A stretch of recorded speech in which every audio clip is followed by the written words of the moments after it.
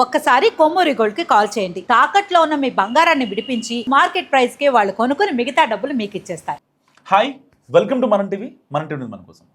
మాజీ MLA Vangaveeti రాధాకృష్ణకు TDP మరి ఈసారైనా ఎమ్మెల్సీ పదవి ఇస్తుందా లేక వాయిదాలు వేస్తుందా అన్న చర్చ ఇప్పుడు బెజవాడ పొలిటికల్ సర్కిల్స్లో హాట్ టాపిక్గా నడుస్తుంది. అలాగే ఆయన అనుచరగణం కూడా ఫ్రస్ట్రేషన్లో ఉన్నట్టు తెలుస్తుంది.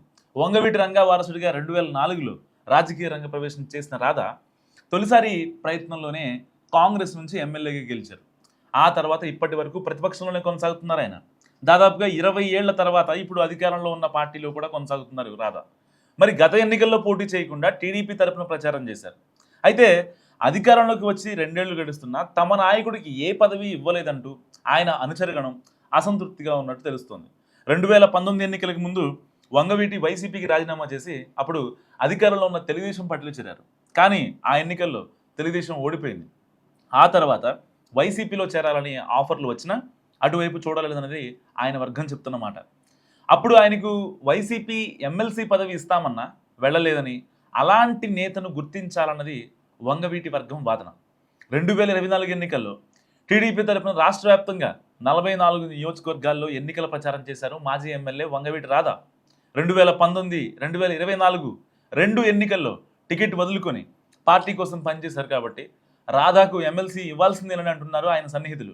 అందుకు తగ్గట్టే ఎన్నికల ప్రచారంలో భాగంగా చంద్రబాబు కూడా అధికారంలోకి వచ్చాక రాధాకు సముచిత స్థానం కల్పిస్తామని హామీ ఇచ్చారు.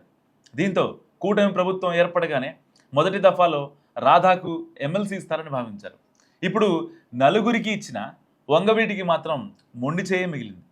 ఇప్పుడు ఇక వచ్చే నెలలో గవర్నర్ కోటాలో 2 ఎమ్మెల్సీలు ఖాళీ అవుతున్నాయి. దీంతో ఆ రెండింటిలో ఒకటి ఖచ్చితంగా రాధాకి వస్తుందని ఆయన వర్గం ఆశపడుతోంది.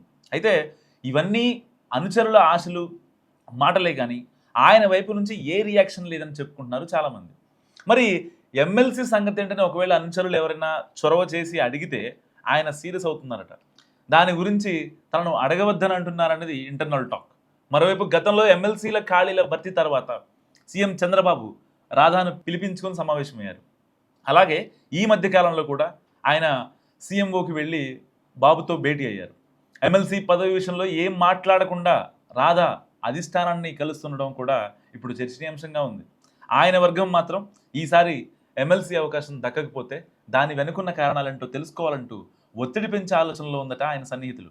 మరి పదవుల విషయంలో రాధాకు పెద్ద ఆసక్తి లేకున్నా ఆయన్ని ఉన్నత స్థానంలో చూడాలన్నది తమ అభిమతమని చెబుతున్నారు వంగవీటి అభిమానులు.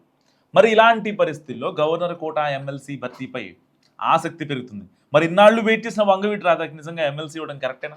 మీరేమనుకుంటున్నారో మస్తుగా కామెంట్ చేయండి.